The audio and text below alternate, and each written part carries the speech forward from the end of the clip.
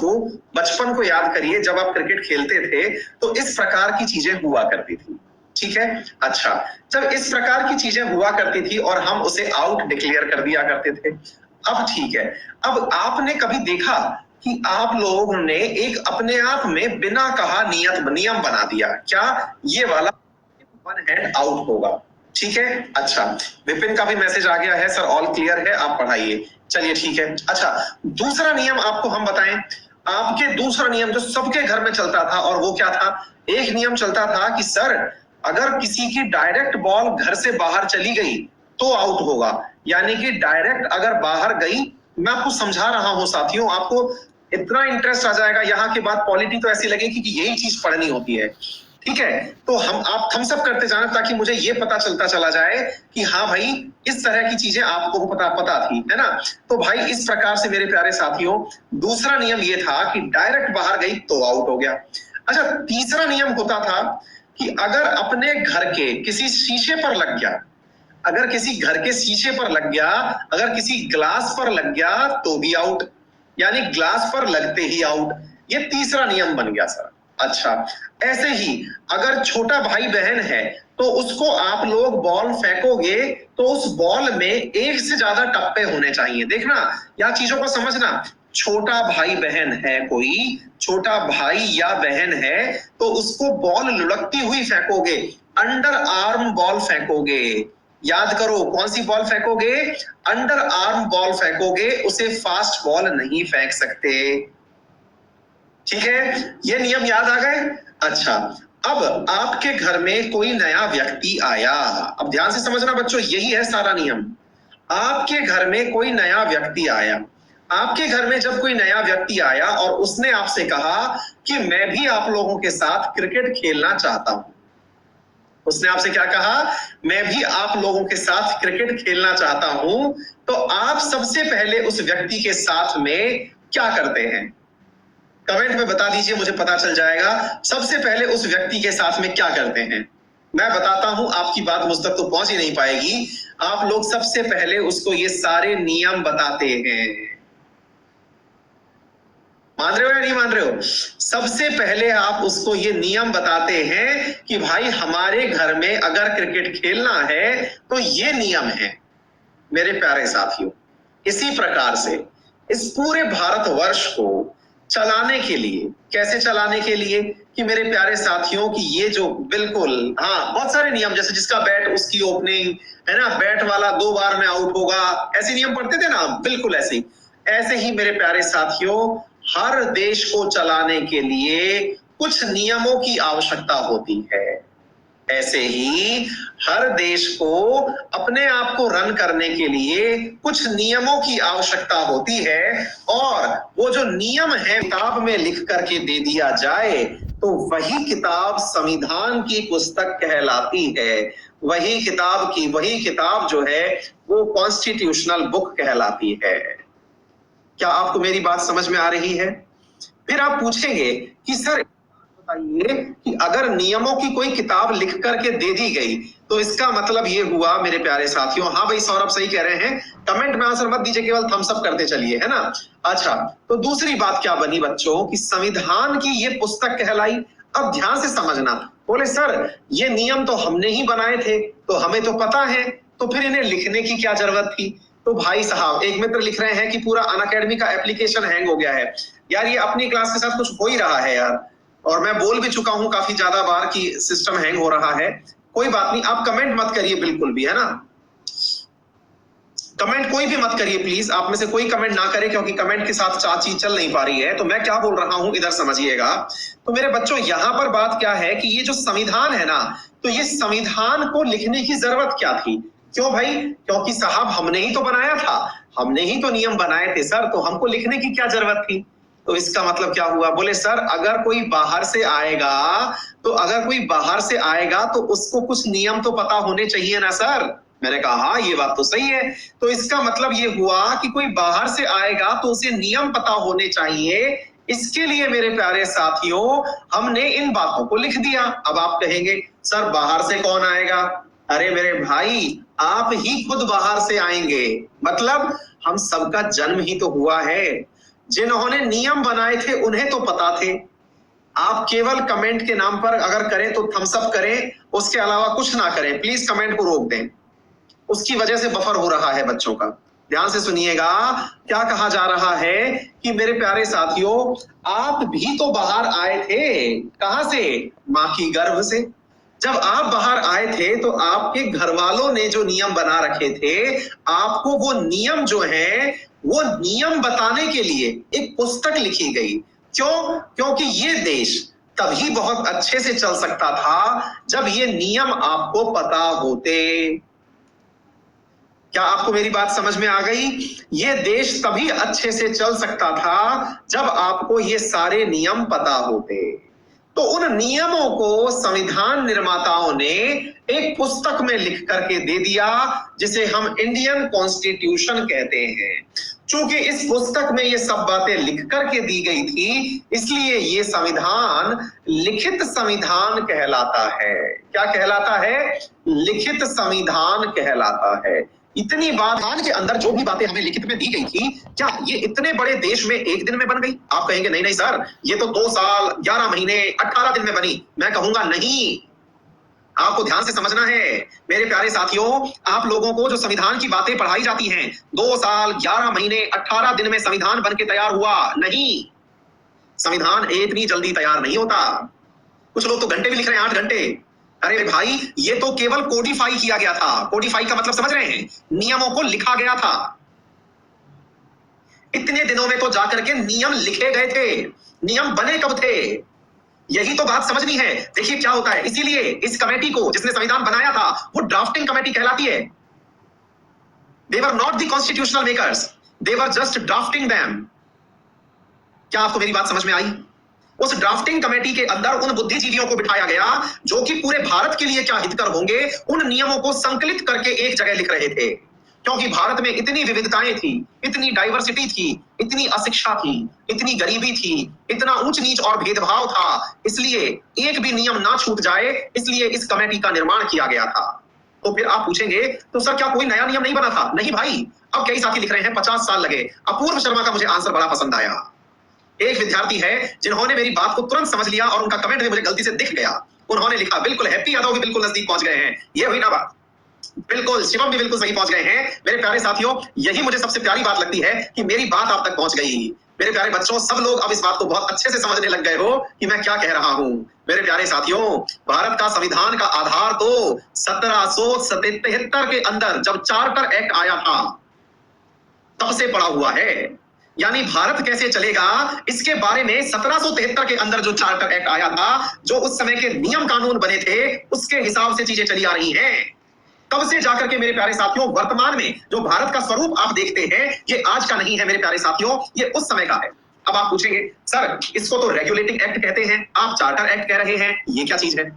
हाँ भाई, ये बात भी बहुत बढ़िया है। सर हम तो रेगुलेटिंग एक्ट पढ़ते आए हैं, आप चार्टर क्यों कह रहे हो? इस बात को भी समझाएंगे। पहले तो हमें आवश्यकता पता होनी चाहिए, हमको ये पता होना चाहिए कि इंडियन कॉन्स्टिट्यूशन वो नहीं है जो आप लोग आज के समय पर पढ़ रहे हैं। वो सारी बातें जो इतने पुराने इतिहास ने हमें दी हैं, वो सब बातें जब आज पढ़ने में आती हैं, तब जाकर के संविधान प्रारंभ होता है। इसलिए संविधान की किसी भी किताब को आप उठा के देखिएगा, वो संविधान की किताब एक दिन में शुरुआत का जो चैप्टर होता है, जिसे अक्सर आप छोड़ देते हैं, वो चैप्टर ही इस चीज के ऊपर होता है। किस चीज के ऊपर? जो कि ये बताता है, क्या बताता है भाई? जो कि हमको ये बताता है संविधान का निर्माण कैसे हुआ।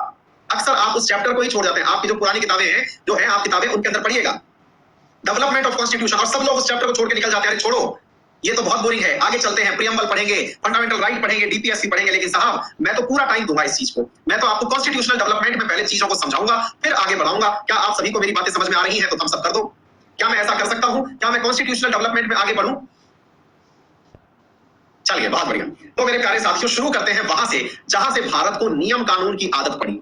ध्यान से सुनिएगा, वो सारी बातें जिनकी हमें आदत पड़ी, उसकी शुरुआत होती है मेरे प्यारे साथियों प्लासी के युद्ध से। भारत में अंग्रेजों का पांव पसारना जो था, वो प्लासी के युद्ध से प्रारंभ हुआ था। मेरे प्यारे साथियों, प्लासी का युद्ध लड़ा गया था 23 जून 1757 को। आप सबको मालूम होंगी ये तिथियां, मैं केवल आप लोगों को बताता जा रहा हूं। अगर याद है तो बहुत बढ़िया, नहीं भी याद है तो कोई बात नहीं। दूसरी बात, और दूसरा जो युद्ध था, जो कि बहुत ऐतिहासिक युद्ध बना था, उसका नाम था बक्सर का युद्ध। आप बिना पूछे भी बता देंगे। बताइए कब हुआ था मेरे प्यारे साथियों यह युद्ध? मेरे प्यारे साथियों, यह युद्ध हुआ था 22 अक्टूबर 1764 को। बिल्कुल सही है। मेरे बहुत प्यारे साथियों ने कमेंट में लिख दिया, लेकिन कमेंट बॉक्स पूरा जाम हो रखा है। कोई बात नहीं मेरे प्यारे साथियों, बक्सर का युद्ध। बोले सर इनसे क्या लेना देना? अरे भाई यही तो है सारा मजा। नियम तभी बनते हैं। अब नियम कैसे बनते हैं, चलिए आपको थोड़ा सा और याद कराते हैं।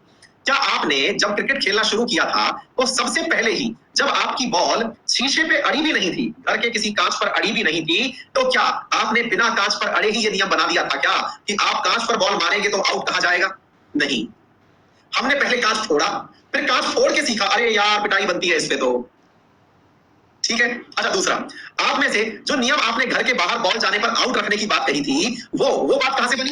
वो बात कहां से बनी जब बाहर बॉल चली गई और पड़ोसी ने बॉल नहीं लौटाई? अरे यार ये अंकल सामने वाले अच्छे नहीं है, सुनो यार अब बाहर बॉल नहीं फेंकनी है। तो बोले क्या करें? बोले बाहर बॉल नहीं फेंकेंगे तो तरीका ये है कि अपन है ना बॉल को अंदर ही रखेंगे यार, और बाहर किसी ने फेंक दी तो आउट है। ठीक है ना? अच्छा तो ये नियम बन गया। इसका मतलब क्या हुआ? हाँ ये बात ये भी सही है। अब देखो यही बात है, एक बच्चे ने बहुत अच्छी लाइन लिखी है, मैं वो लाइन सुनाता हूं। बच्चे ने क्या लाइन लिखी है? बोले सर मैच में ये बात भी हुआ करती थी कि जिसका बैट है ना सर, बैटिंग उसी की है। जिसका बैट है बैटिंग उसी की है ना? और तो और मेरे प्यारे साथियों, वो बैटिंग तो करेगा ही करेगा, और क्या करेगा?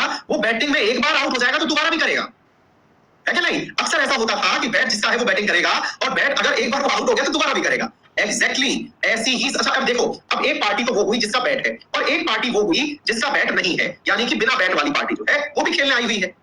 जब भाई साहब ये जो पार्टी आई हुई है, इन्हों के बीच में जब नियम बनने लगे तो इसी तरह का नियम बक्सर के युद्ध में बना था। अच्छा कई बार ऐसा नहीं होता था, अपन टीम बना के खेलते थे भाई, चार एक तरफ चार एक तरफ, और बहुत बार ऐसा होता था कि हीट डिबेट हो जाती थी, एकदम हीटेड डिबेट, मतलब ऐसे हो जाती थी कि आज तो बस रात घुसे चलेंगे, यानी कि ये बैट बॉल पे नहीं किसी के सिर पे चलेगा, ऐसा भी होता था।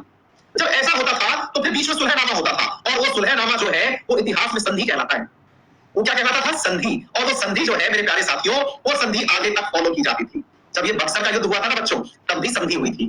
ये जब बक्सर का युद्ध हुआ था तब भी संधि हुई थी, और इसका नाम था इलाहाबाद की संधि। क्या हुई थी? अब बोले सर इसमें क्या बात रही होगी? भाई देखो, युद्ध के अंदर दो पार्टी थी। कौन कौन सी पार्टी थी?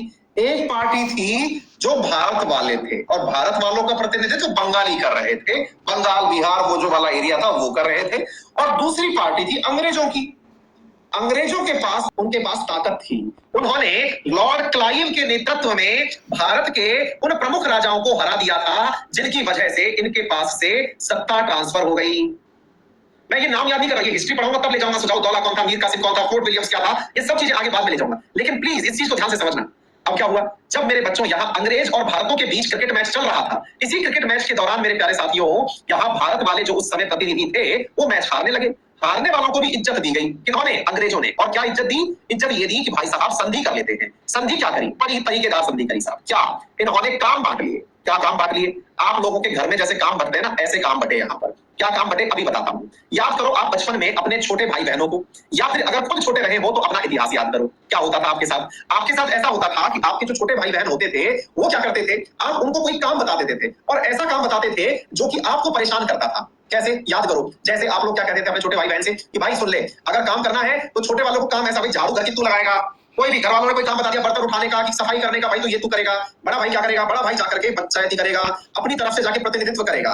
ऐसा ही यहाँ पर हो रहा था, लेकिन यहाँ भाई बहनों वाला राग नहीं था, यहाँ दुश्मनी वाला राग था। और दुश्मनी वाला राग कैसा था मैं वो बताता हूँ। यहाँ क्या किया मेरे प्यारे साथियों, इन्होंने, अंग्रेजों ने बंगाल के राजाओं से कहा कि सुनो, राजा शासन तो आप करो। क्या करो? शासन तो करो आप। कौन करेंगे? इंडिया वाले। इंडिया वाले बोले तो उस समय कौन थे? बंगाल वाले। बंगाल, उड़ीसा, अवध नवाब वगैरह ये वाले, बंगाल बिहार जो था ये वाले नवाब। बोले आप तो करो शासन। बोले अच्छा। और बोले और लॉर्ड क्लाइव ने कहा हम करेंगे लगान की उगाई, यानी हम करेंगे कमाई। अब ध्यान से समझना। बोले सर इनकी कमाई कैसे होती थी? सर इनकी कमाई होती थी राजस्व से। इनकी किससे होती थी? राजस्व से। राजस्व क्या होता है? रेवेन्यू। और ये रेवेन्यू कहां से मिलता था? ये मिलता था कृषि के ऊपर लगाए गए लगान से। किससे मिलता था? कृषि पर लगाए गए लगान से। क्या आप सभी साथियों को इतनी बात समझ में आ गई? कहने का मतलब ये हुआ, शासन करने के लिए तो आ गए सामने ये, और कमाई करने के लिए बैकडोर में चले गए ये। अब मेरे भाई साहब क्या होता है कि ये पूरी जो घटना है 1765 से लेकर के 1773 तक, ध्यान से समझना, बड़ी इंटरेस्टिंग बात है। क्या होता है ना, अपन कहते हैं ना कि हर विध्वंस किसी नए शुरुआत की आगाज होती है। मेरे प्यारे बच्चों, ये जो 1765 से लेकर के 1773 के बीच का टाइम था, इस समय पर एक बड़ा मतलब बड़ा काम हुआ। और वो क्या हुआ बच्चों कि शासन जो लोग कर रहे थे वो तो हो गए बदनाम। आप सोच के देखो, आपको बिठा दिया जाए शासन में और पैसा ना दिया जाए तो लोग तो शिकायत करेंगे आपसे। लोग तो शिकायत करेंगे आपसे, और पैसा जो है वो आपके पास है नहीं। भाई कल को मान लो कहीं की नाली या सड़क खराब हो गई तो लोग तो आपसे कहने आ रहे हैं ना कि भाई साहब नेताजी सड़क खराब हो गई, सड़क सही कराओ। आप जब सड़क सही कराने पहुंचे तो पता चल रहा है पैसे ही नहीं है, आपको अंग्रेज पैसे ही नहीं दे रहे हैं। मतलब बदनाम तो हुए आप और पैसा ले लिए वो। और मैं आपको बात बताऊं, यहां पर एक चीज और हद की क्या हो गई बच्चों, इस 1765 से 73 के बीच में ये जो कंपनी थी ना, कौन सी कंपनी, ये ब्रिटिश ईस्ट इंडिया कंपनी, जो यहां पर उस समय बंगाल के अंदर अब द्वैध शासन चला रही थी, डायार्की चला रही थी। इस शासन को क्या नाम दिया हमने, द्वैध शासन। क्या नाम दिया, द्वैध शासन। जो बंगाल में इस समय द्वैध शासन यानी डायार्की चला रही थी ना मेरे बच्चों, उस कंपनी ने 1765 से 73 के बीच में दिवालिया होने का नोटिस दे दिया। अब आप कहेंगे हैं ये क्या हुआ, दिवालिया, बैंकक्रप्ट?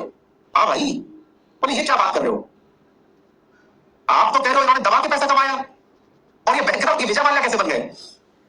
है इंटरेस्टिंग कहानी, इंटरेस्टिंग कहानी है कि नहीं है मजेदार? मतलब 65 से लेकर 73 के बीच में पूरा पैसा ले लिए और कंपनी दिवालिया हो गई। ये तो बिल्कुल विजय माल्या का उतार थे। यानी लग रहा है कि विजय माल्या बचपन पहले भी पैदा हुए थे। अब आप पूछेंगे सर ऐसा कैसे हुआ? तो भाई साहब ऐसा ऐसे हुआ कि ये लोग जो थे ना, यहाँ के अधिकारी लोग, ये रॉबर्ट क्लाइव वगैरह, ये लोग सारा पैसा खुद रख लेते थे, कंपनी को पैसा देते ही नहीं थे, कंपनी को पैसा देते ही नहीं थे, सारा पैसा खुद रख लिए। अब जब कंपनी को पैसा नहीं दे रहे हैं, एम्प्लॉय पैसा रख लिए, तो भाई एम्प्लॉय तो हो गए माला माल। अब एक बच्चे ने सही लाइन लिखी है साकेत ने, इसका मतलब करप्शन था। जी हाँ, गजब लेवल का करप्शन था। करप्शन इतना अल्टीमेट लेवल का था कि उस समय कंपनी के पास कमाई नहीं जा रही थी, सारे पैसे लोगों ने रख लिए। अब थोड़ा सा पीछे और चलते हैं, थोड़ी सी कंपनी क्या है मेरे प्यारे साथियों, कंपनी क्या है थोड़ा सा वो भी सुन लो। क्या था कि जो ब्रिटेन नामक देश था ना, ये अपने देश में कुछ लोगों को कहा करता था, क्या कहते थे वो, कहा करते थे कि भाई मतलब यहाँ के लोग जो थे वो व्यापार करने के लिए इधर उधर जाया करते थे। तो ब्रिटेन के अंदर ये जो एक कंपनी थी, एक लोगों ने मिलकर के कंपनी बनाई। ये कौन क्या लिख रहा है भाई? हाँ भाई ध्यान से सुनिएगा बेटा, यहीं पे डाउनलोड हो जाएगी, तो ध्यान से सुनिए। तो हम क्या कह रहे हैं, ब्रिटेन के अंदर क्या होता था कि जो लोग कंपनी बनाए हुए थे ना, वो कहते थे कि हम व्यापार करने जाएंगे। तो ब्रिटेन की महारानी जो होती थी ना, वो उनको अपना एक कागज लिख के देती थी कि लो इसको ले जाओ और इसको ले जाकर के दिखा देना कहीं भी, कह देना कि हम वहां से आए हैं, हमको इजाजत दी गई है ब्रिटेन के द्वारा कि हम जाकर के आपके यहाँ व्यापार कर ले, ऐसा करने की हमें इजाजत मिली हुई है। ये कंपनी वाले ये इजाजत पा करके यहाँ पर काम करने आया करते थे। मेरे प्यारे साथियों, ये जो इजाजत हुआ करती थी ना, इसे ही हम चार्टर कहा करते थे। क्या कहा करते थे? चार्टर कहा करते थे। और कंपनी जो हुआ करती थी, ब्रिटिश कंपनी जो हुआ करती थी, जो अंग्रेजों के पास से परमिशन लेके आती थी, उस कंपनी के लिए बहुत सारे नियम कानून बनाए जाते थे। और जैसे आप एक चीज समझ के देखो, चलो मैं आपको आज के इसमें समझाता हूं ताकि आपको वहां पे समझ आएगी। देखो बच्चों, एक बात बताओ, कल को मान लो अपने जैसे यहाँ पर इंडिया में कंपनी है रिलायंस। अब ध्यान से समझना, आज की परिस्थिति के हिसाब से समझना, बाद में समझ में आ जाएगा। मान लो अपने यहाँ पर कंपनी है रिलायंस, ध्यान से समझना बच्चों, ये रिलायंस जो है कल को मान लो यहाँ पर जाती है अफगानिस्तान में काम करने। कहां गई? अफगानिस्तान में। रिलायंस गई अफगानिस्तान में काम करने, तो रिलायंस को अफगानिस्तान ने एंट्री नहीं दी। जब एंट्री नहीं दी तो रिलायंस ने केंद्र सरकार से कहा, किससे कहा? सेंट्रल गवर्नमेंट से, कि सर मुझे परमिशन दिलवा दो ना। बोले किस चीज की? कि मैं अफगानिस्तान में जाके काम कर सकूं। तो हमने इस रिलायंस को परमिशन दिलवा दी कि जाओ बेटा काम कर लो। लेकिन इसकी एवज में केंद्र सरकार ने कंपनी से कहा, यहीं पे है सारा गेम, कंपनी से कहा कि बेटा तुम जो पैसा कमाओगे ना, उस पैसे में से हमें टैक्स देना पड़ेगा। वैसे समझो, क्या कहा कि जो तुम पैसा कमा के लाओगे उसमें से हमें टैक्स देना पड़ेगा। रिलायंस ने कहा ठीक है, हम आपको टैक्स पे कर देंगे। यही तो लालच था इस केंद्र सरकार का। आज एक बात बताओ, मैंने सुबह करंट की क्लास में आप लोगों को एक चीज पढ़ाई थी। क्या पढ़ाई थी? कि अमेरिका ने भारत को टाइप जो टॉर्पिडो है वो बेचे हैं। ऐसे ही कुछ दिन पहले मैंने आपको बताया था और आज सुबह भी बता रहा था, P-8I नाम से हमारे पास एक एयरक्राफ्ट है। वो जो एयरक्राफ्ट है वो बोइंग कंपनी का है। किस कंपनी का है? बोइंग कंपनी का है, याद कर लेना। और ये बोइंग कंपनी कहां की है? ये अमेरिका की है। तो ये बोइंग कंपनी अमेरिका की है, तो डोनाल्ड ट्रंप आकर के इस बोइंग कंपनी वाला जो ट्रेड डील था वो क्यों करवाया? कंपनी खुद क्यों नहीं आ गई? भाई बोइंग जो कंपनी है, हाँ आज सारा लिखा रिप्रेजेंटेटिव। बच्चों, ये कंपनियां जो अपने सामान को बेचना चाहती हैं, ये सरकारों की मदद लेती हैं। क्यों? क्योंकि बोइंग जो है ये बहुत बड़ा टैक्स चुकाएगी अमेरिका सरकार को। नहीं बेटा, ट्रंप की कंपनी को नहीं, कोई भी देश। आज जैसे मान लो